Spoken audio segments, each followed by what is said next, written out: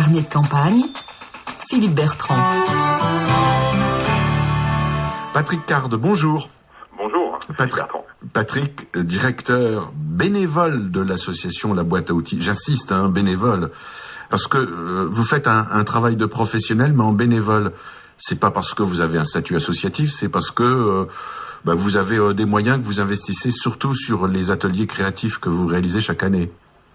C'est ça, oui. J'ai un métier à côté qui me permet cette implication bénévole dans notre association. Par ailleurs, je suis graphiste indépendant depuis 25 ans cette année. D'où la qualité de la mise en page, des rendez-vous, des plaquettes, des flyers de Rock the Casbah. Pourquoi ce nom Rock the Casbah ? Pour une raison très simple, c'est que l'année dernière, on a fait notre premier séjour à la maison. Donc j'ai demandé à ma famille et à mes enfants de partir une semaine en vacances pour pouvoir investir la maison. Et donc c'était Rock à la maison, Rock the Casbah, et puis bon, la référence à la chanson des Clash colle pas mal à l'état d'esprit des séjours et de ce qu'ils portent. Surtout que vous êtes graphiste, mais aussi musicien. Ouais, alors musicien, oui, je suis toujours musicien, mais j'étais surtout musicien dans les années 80, il y a bien longtemps. Oh le vieux ouais. À l'époque de la mouvance du rock alternatif. Et peut-être aussi là un héritage de l'idée de faire soi-même le do-it-yourself et de se prendre en main pour faire les choses, quoi. Alors c'est se prendre en main à travers une approche qui est quand même professionnelle, parce que ce que vous réalisez chaque année est très sérieux. C'est des petits groupes d'ados avec une véritable immersion dans le monde de la musique et de l'image. C'est dans un village, Montbrun-Bocage, c'est ça ? Ouais, c'est un petit village, Montbrun-Bocage, qui se trouve vraiment dans le sud du département, à la limite de l'Ariège et de la Haute-Garonne. On est toujours en Haute-Garonne. Et c'est un petit village de 200 âmes environ, qui possède une structure d'accueil et d'hébergement qui s'appelle le Moulin de Bouydou, qui est en forme de scope. C'est un petit lieu de 32 places et du coup ça nous va bien parce que nous on est aussi sur des jauges très petites puisqu'on fait des séjours d'une semaine avec 15 enfants seulement, 15 jeunes, et les séjours de 15 jours, 25 jeunes. Donc ça colle tout à fait avec l'état d'esprit dans lequel nous fonctionnons, quoi. Comment on forme simplement en une semaine des jeunes de 12 à 16 ans autour du son, de l'image, de la musique, du cinéma d'animation, de la vidéo? Ça fait beaucoup quand même. Ouais, alors après, on n'a pas forcément la prétention de former des jeunes à tout ça.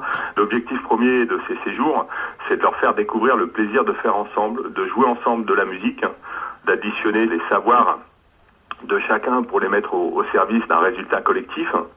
Il y a beaucoup surtout dans le monde des pratiques artistiques, on le voit beaucoup à la télé, ces jeux-là qui mettent en compétition les gens et comme disait Jacquard, un gagnant c'est un fabricant de perdants. Et nous, on n'a pas du tout cette approche, on est plutôt sur l'idée de prendre les savoirs de chacun et de les additionner, plutôt que de les mettre en concurrence ou en compétition. Et ça donne quoi au bout d'une semaine ? Ils sont capables de faire quoi ? Au bout d'une semaine, ils savent faire pas mal de choses parce que généralement ils arrivent avec déjà un minimum de pratique pour ce qui est de la musique. Ils pratiquent un instrument des fois depuis un an, depuis très peu.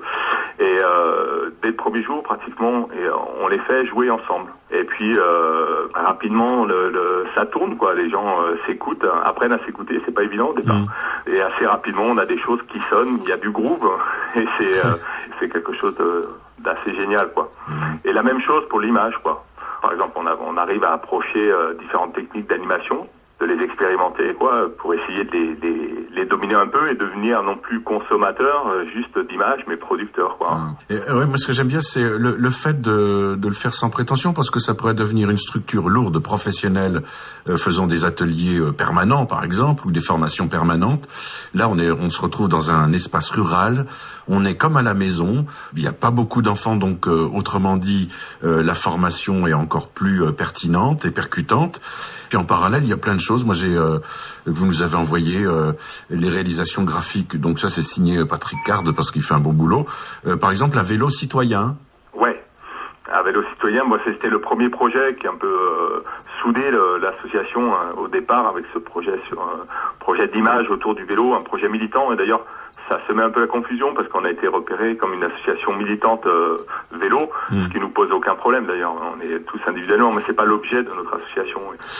Avis aux amateurs et puis aussi aux professionnels, parce que s'il y a des professionnels qui veulent s'engager dans ces cycles d'animation qui sont vraiment drôlement bien faits, ces séjours plutôt, rock et cinéma d'animation, Rock the Casbah, il y a différentes façons de se brancher dessus, entre autres le blog Toulouse Rock, alors Toulouse Rock en un seul mot .blogspot.fr, et puis si vous êtes intéressé par la démarche aussi d'un vélo citoyen, et un vélo citoyen en un seul mot .blogspot.fr.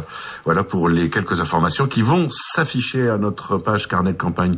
Bravo Monsieur Patrick, cher directeur bénévole de la géniale boîte à outils à Toulouse, et à bientôt. Merci à vous. Merci Patrick, au revoir.